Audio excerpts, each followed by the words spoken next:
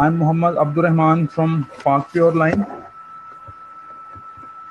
So, first of all, I will introduce about Park Pure Line, that what Park Pure Line is doing. Basically, we are working in the domains of food safety, halal, and nutrition.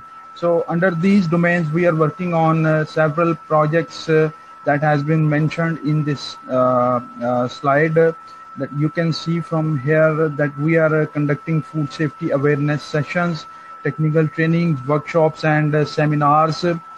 Also, we are offering our advisory and R&D facilities to food industry and private sector as well.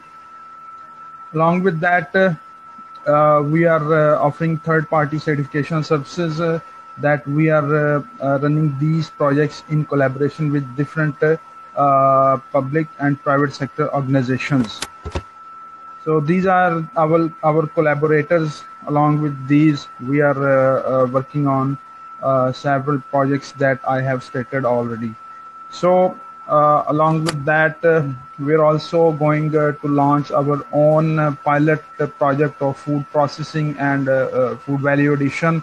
So we will take start from spices processing. So soon, inshallah, you will see in market our brand name with the name of Park Pure Line, and our slogan will be Simply Pure. So inshallah, soon we are going to launch these products with our own brand name as Park Pure Line. The topic of today's training, that is calculating the shelf life of food products, that we will discuss in detail in this training regarding how we can calculate the shelf life of different food products, different processed and fresh food commodities. What are the mechanism of their shelf life study? So these are the contents that we are going to cover in this training, that what is shelf life study and what are relating regulations, then what are the factors that influence the shelf life. Then we will study the shelf life calculation methods, that are direct and indirect methods, then microbiological examination of ready-to-eat foods, then definitions of some common code dates. Then we will study about how to know if foodstuffs are bad or good. So there are different parameters regarding the shelf life study of different foodstuffs. So first of all,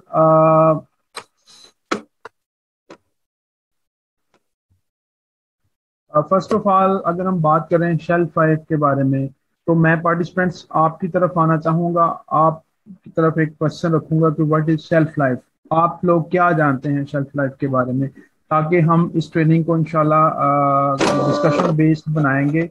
maximum चीजें हम आपस में interaction के साथ share करेंगे, ताकि जो मेरे पास अपडेटेड नॉलेज है वो मैं आपके साथ शेयर करूं, जो different methods of shelf life study हैं वो आपके साथ में शेयर करूं, और आपका नॉलेज भी हम साथ साथ में इनकॉर्पोरेट करेंगे, ताकि टू वे जो व्यूज हैं उनको हम एक्सचेंज कर सकें एक दूसरे के साथ। So what is shelf life, anybody can tell?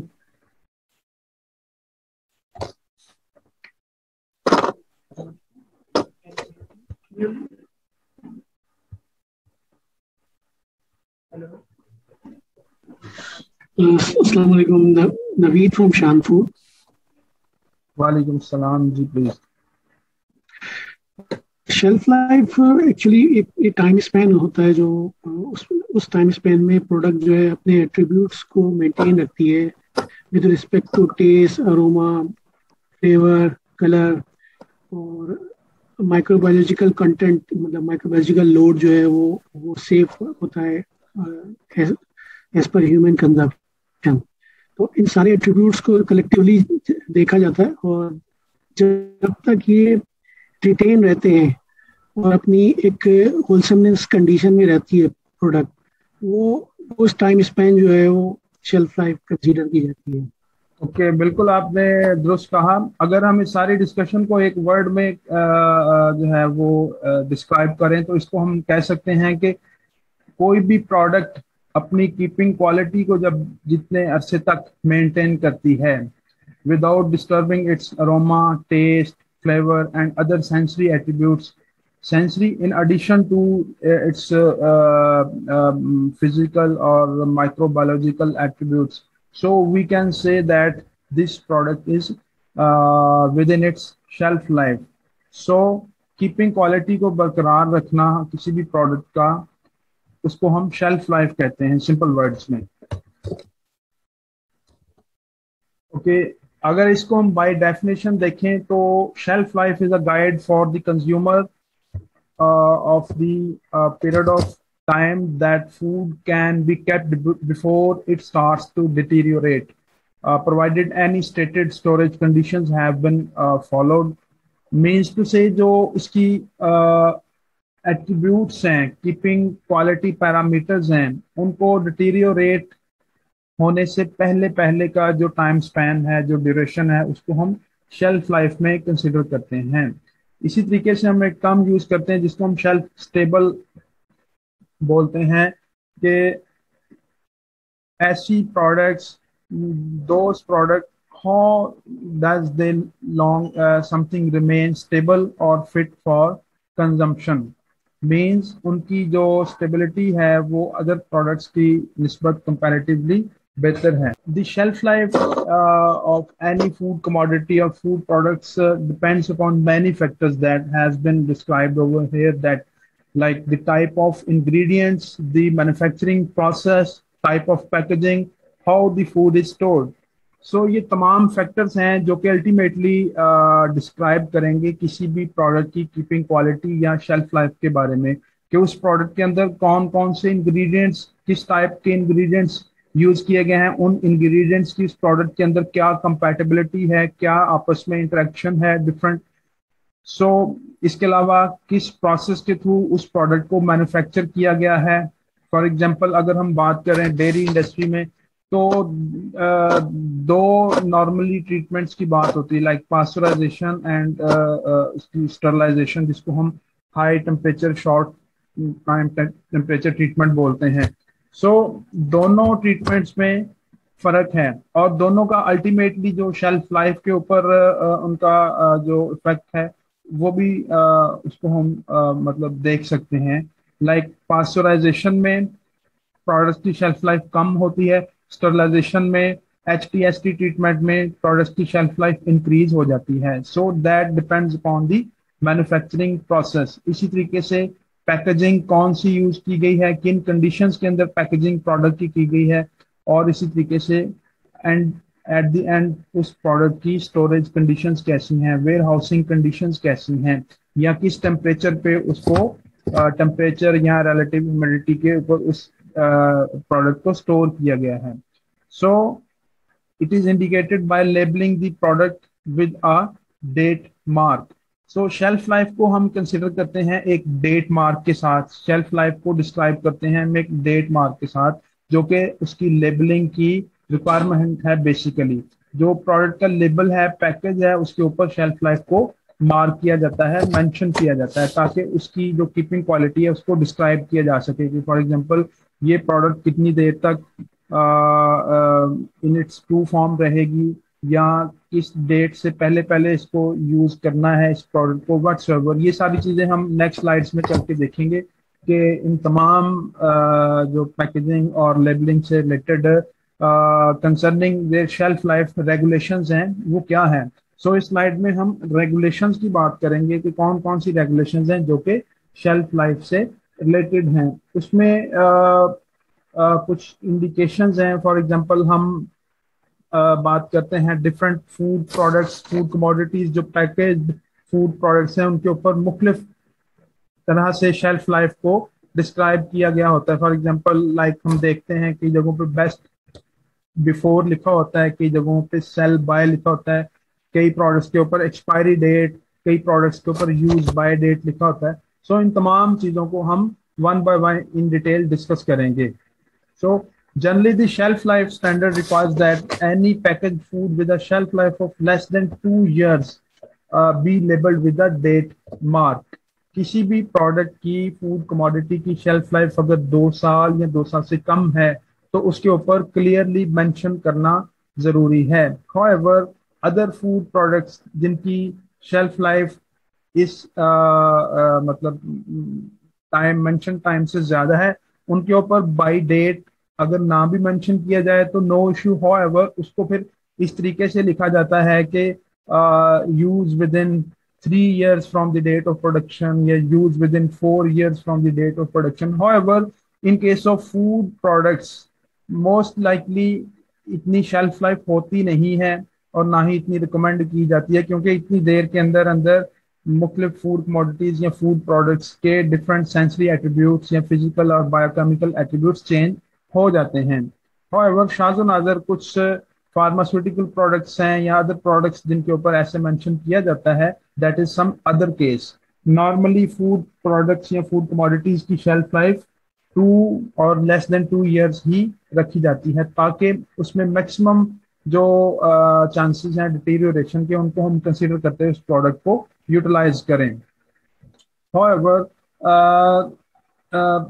जो इंडिकेशन है जिसको फॉर एग्जांपल मुख्तलिफ तरीकों से मेंशन किया जाता है, फॉर एग्जांपल हम देखते हैं मुख्तलिफ कमोडिटीज के ऊपर यूज बाय डेट लिखा होता है, उसमें जो मेजर एग्जांपल है वो हम किसी भी रिटेल स्टोर के ऊपर जाएं, लाइक मेट्रो है या कैरफोर है, हाइपर स्टार है, इनके ऊपर मुख्तलिफ जो पोल्ट्री प्रोडक्ट्स हैं लाइक एग्स हैं, उनके ऊपर लिखा होता है यूज बाय। अब यूज बाय क्यों लिखा जाता है, इस लिखने की सेंस क्या है, किस तरीके से इसको मेंशन करना चाहिए, इस बारे में हम स्टडी करेंगे। So use by date is mentioned for highly perishable food commodities that present a safety risk if consumed after this date। means अगर हम इस डेट जो कि उस प्रोडक्ट के ऊपर कमोडिटी के ऊपर मेंशन की गई है, हम उस डेट के बाद उसको यूज करेंगे तो definitely that will pose a health risk to the consumer of that product। So it must be considered in that way that use by date must not be reached। use by date का simple words में मतलब क्या है, this date indicates when a product may no longer be safe to eat, जो कि consumer या customer के लिए from the perspective of food safety it is unfit for consumption. For example अब हम एग्स की बात ही लेते हैं, एग्स की एग्जांपल लेते हैं, तो इसका मतलब ये है कि अगर वो डिटीरियोरेट हो चुके हैं इस डेट के हिसाब से, तो हम उसको किसी भी तौर इस्तेमाल यूज नहीं कर सकते। मतलब हम ये नहीं कह सकते अच्छा यार इसके कुछ कंटेंट्स खराब हो चुके होंगे, कुछ कंटेंट्स ठीक होंगे किसी हद तक, तो चलो हम कोई इसमें मतलब कुछ सुटेबिलिटी देख लेते हैं, उस हिसाब से हम इसको यूज कर लेते हैं। यूज बाय का मतलब है कि एक स्ट्रिक्ट बेंचमार्क है, इससे आगे हमने फर्दर नहीं जाना। ठीक है, इसका मतलब ये है कि इस डेट तक ये ठीक था, उससे वेरी नेक्स्ट डेट ये इसके कंटेंट्स, इसकी जो इंग्रेडिएंट्स है वो डिटीरियोरेट हो चुके हैं। A food must not be sold if it is past its use by date not should it be consumed. Means के एग्स के केस में क्या है, इसकी डिटीरियोरेशन हो चुकी होगी तो इसमें इस्तेमाल करने की कोई गुंजाइश मौजूद नहीं है। ओके, आगे हम बात करते हैं बेस्ट बिफोर डेट की। It is used for foods other than those specified above. For example egg की बात की है, उसके अलावा जो पैकेज्ड कमोडिटीज हैं या प्रोसेस्ड कमोडिटीज हैं उन पे मोस्टली बेस्ट बिफोर डेट लिखा जाता है।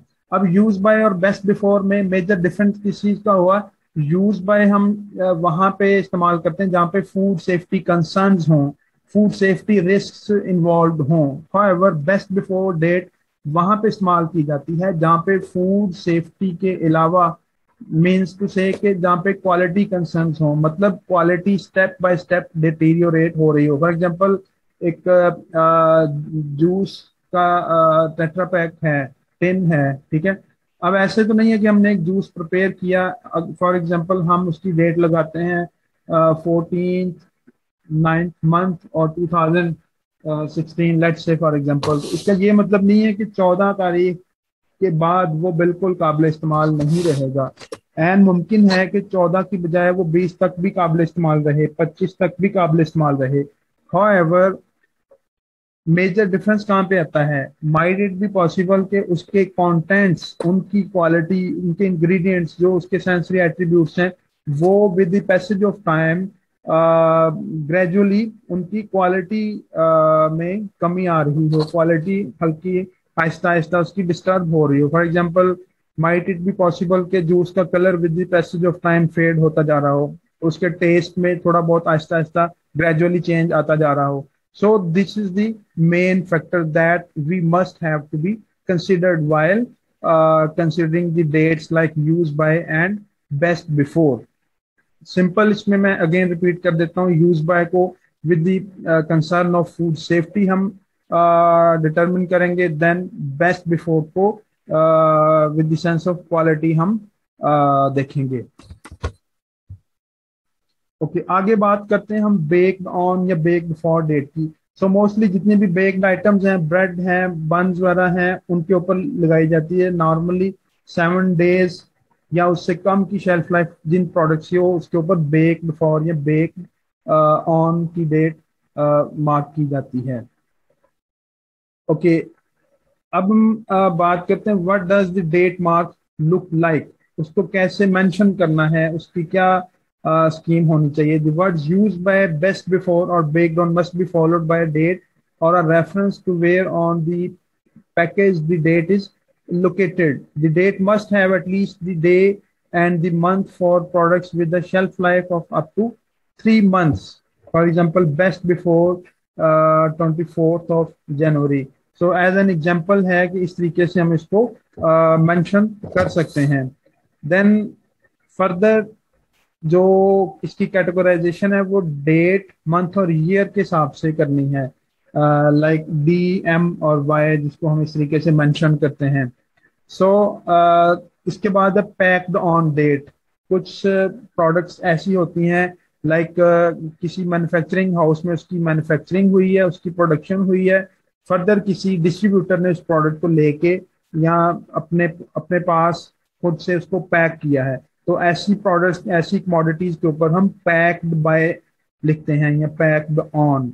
इसका मतलब ये है कि इस डेट को ये पैक की गई है। उसके अलावा उसकी डिटेल डिस्क्रिप्शन फिर फर्दर उसकी जो पैकेज की इंस्ट्रक्शंस हैं उसके ऊपर फॉलो की जा सकती है। The packed on dates can be used but only in addition to the date marks described.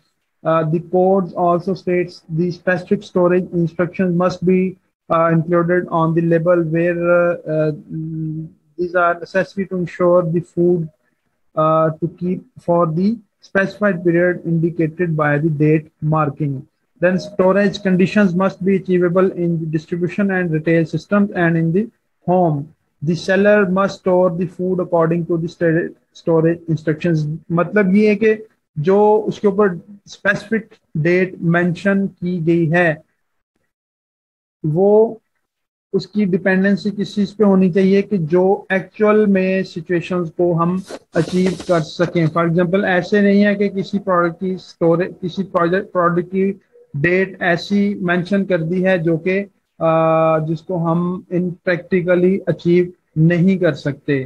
सो उस सेंस में इस चीज को अवॉइड करना है और जो टू सेंस प्रैक्टिकल जो कंसिडरेशंस हैं उस बेस पे उसकी डेट्स को मार्क करना है। सो फर्दर हम बात करेंगे कि जो डिफरेंट स्टोरेज कंडीशंस हैं after opening the package food commodities. So उस बारे में क्या इंस्ट्रक्शंस हैं, उस बारे में स्पेसिफिक इंस्ट्रक्शंस पैकेज के ऊपर या लेबलिंग के ऊपर मेंशन की जाती हैं कि इस कमोडिटी को ओपन करने के बाद इतने दिन तक इसको आप रेफ्रिजरेट कर सकते हैं। सो उसके लिए क्या है, मॉडिफाइड एटमॉस्फेयर पैकेजिंग की जरूरत होती है। फॉर एग्जांपल, उसको हमने ठंडे टेम्परेचर पे रखना है या उसकी जो टेम्परेचर की ह्यूमिडिटी की रिक्वायरमेंट्स हैं उनके अकॉर्डिंगली उस टेम्परेचर पे या उस एनवायरनमेंट में उसको रखना है। सो उसी हवाले से उसकी जो कीपिंग क्वालिटी है वो डिस्टर्ब हो सकती है अगर हम उसको उसकी जो मेंशन्ड कंडीशंस हैं उनके ऊपर स्टोर नहीं करते। ओके, अब हम बात करेंगे शेल्फ लाइफ इन्फ्लुएंसिंग फैक्टर्स की। कौन कौन से फैक्टर्स हैं जो कि शेल्फ लाइफ को इन्फ्लुएंस कर सकते हैं।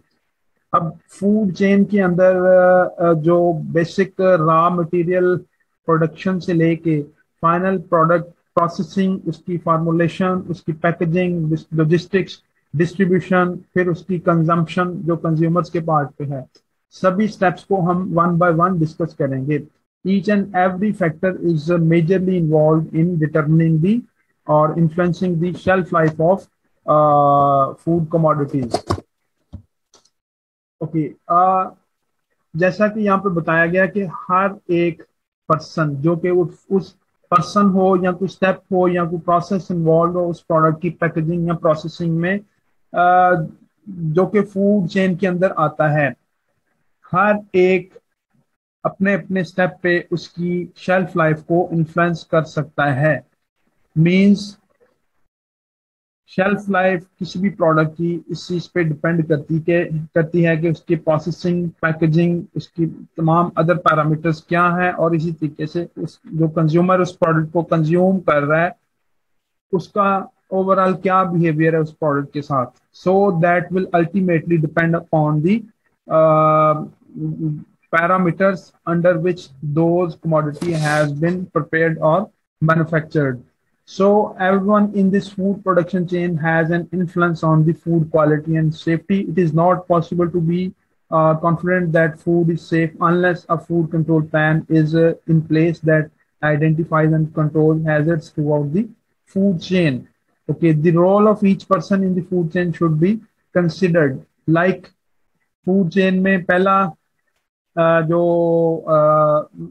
जो एक मतलब फैक्टर है वो क्या, ग्रोअर और प्राइमरी प्रोड्यूसर जो कि उस प्रोडक्ट का रॉ मटेरियल प्रिपेयर कर रहे हैं।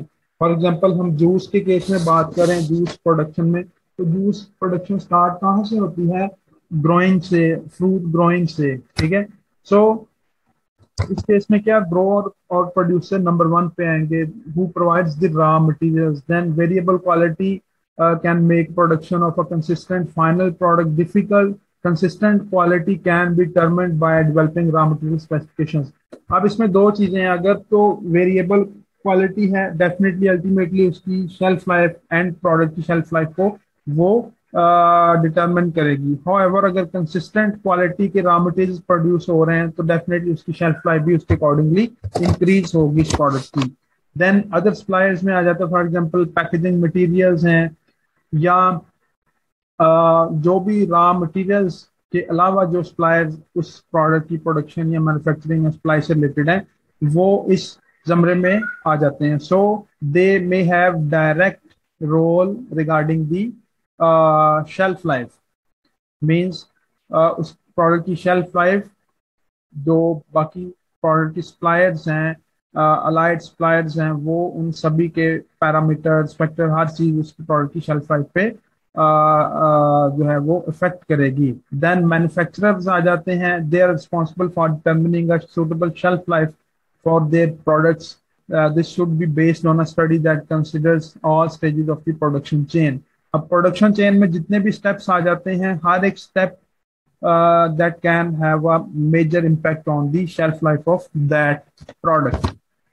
आगे डिस्ट्रीब्यूटर्स की बात आ जाती है। डिस्ट्रीब्यूटर में मुख्तलिफ जो हैं डिस्ट्रीब्यूशन हाउसेज हैं, डिस्ट्रीब्यूशन नेटवर्क्स हैं, सप्लाई चेन मैनेजमेंट का कंसेप्ट है, बाकायदा एक स्टडी है, तो इसमें ट्रांसपोर्टेशन भी आ जाती है। तमाम चीज़ें क्या है, अल्टीमेटली जो रिटेलर के वेयर हाउस तक पहुंचने तक तमाम फैक्टर्स उस प्रोडक्ट की शेल्फ लाइफ पे इफेक्ट करेंगे। इस तरह वेयर हाउसिंग, उधर टेम्परेचर कैसा है, उधर कीपिंग जो इन्वायरमेंट है वो कैसा है, प्रोडक्ट को किस तरीके से हैंडल किया जा रहा है, ये तमाम फैक्टर्स उस पर डिपेंड करेंगे।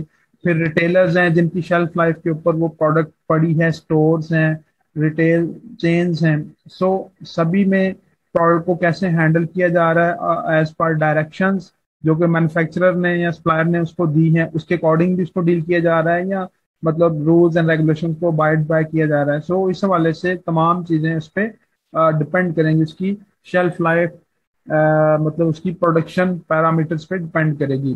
सो इसके अलावा जो कंज्यूमर्स है, जो फाइनल कंज्यूमर उस प्रोडक्ट का, उसका भी इस प्रोडक्ट के साथ behaviour that will ultimately concern with the shelf life of that commodity. So आगे जो हम बात करते हैं कौन कौन से फैक्टर्स हैं जो किसी भी प्रोडक्ट की शेल्फ लाइफ को इन्फ्लुएंस करते हैं, मीन्स टू से किन फैक्टर्स पे उस प्रोडक्ट की डायरेक्ट और इनडायरेक्ट वे में उसकी प्रोडक्ट की शेल्फ लाइफ बेस करती है। ओके, अगर हम इस चीज की बात करें कि कोई भी प्रोडक्ट कितनी देर तक अपनी असल हालत में रह सकती है, तो इसके लिए कोई एक फैक्टर नहीं है जो कि उसकी शेल्फ लाइफ को डिटरमिन करेगा. There are several factors that will determine, like microbial growth है, the factors other than microbial growth, जिसमें फिजिकल फैक्टर्स आ सकते हैं, जिसमें टेम्परेचर है, जिसमें रिलेटिव ह्यूमिडिटी है, जिसमें जो प्रोडक्ट के इंग्रेडिएंट्स हैं, प्रोडक्ट की मैन्युफैक्चरिंग और प्रोसेसिंग टेक्नोलॉजी है, तमाम चीज़ें उस पर डिपेंड करेंगी. Okay, when we talk about the microbial growth, the growth of some bacteria, yeast and bowls in food may lead to either food spoilage or food poisoning. So the time taken for microorganisms to affect foods will depend on their levels in the food when it is produced, as well as any further contamination the food may suffer during packing, store and other handling. So ये तमाम factors हैं, तमाम parameters हैं जो कि ultimately determine करेंगे इस product की शेल्फ लाइफ और कीपिंग क्वालिटी को. ओके, सो इसके अलावा जो मुख्तलिफ अदर फैक्टर्स हैं, लाइक टेम्परेचर है, टाइम ऑफ स्टोरेज है, स्टोरेज कंडीशंस हैं, ठीक है, फिर मॉइस्चर है, ह्यूमिडिटी है. सो ये तमाम चीज़ें भी अल्टीमेटली उसकी जो कीपिंग क्वालिटी है उसको डिटरमिन करेंगे. आइदर उसके सेंसरी एट्रीब्यूट्स या बायोकेमिकल एट्रीब्यूट्स वो कैसे हैं, या ग्रेजुअली इस प्रोडक्ट में किस तरीके से चेंज आती है. ओके, अब इसके अलावा हम बात करेंगे non microbiological spoilage, like there are many other ways in which quality and nutrients can be lost. They may not necessarily result in the product being harmful, but can mean that if it is no longer of an acceptable standard, मतलब कि gradually उस product की quality deteriorate होती है. सो एक time आता है, time span होता है जिसमें हम कंसिडर करते हैं कि इस प्रोडक्ट की जो जो शेल्फ लाइफ है, शेल्फ स्टेबिलिटी है, वो अब मजीद इस काबिल नहीं है कि उस प्रोडक्ट को अकॉर्डिंग टू स्टैंडर्ड यूज किया जा सके.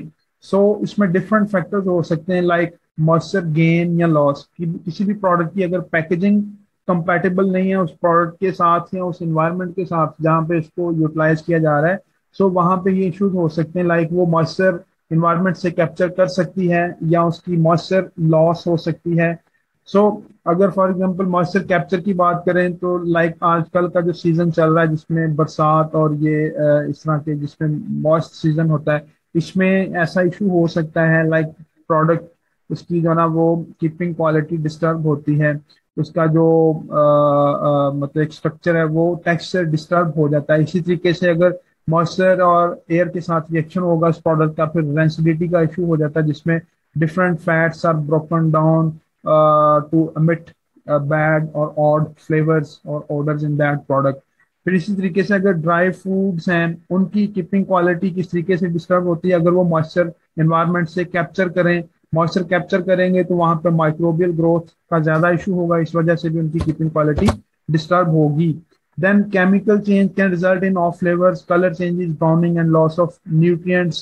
Light induced change, like different food commodities are sensitive to light, so they may cause rancidity, vitamin loss, and fading of natural colors.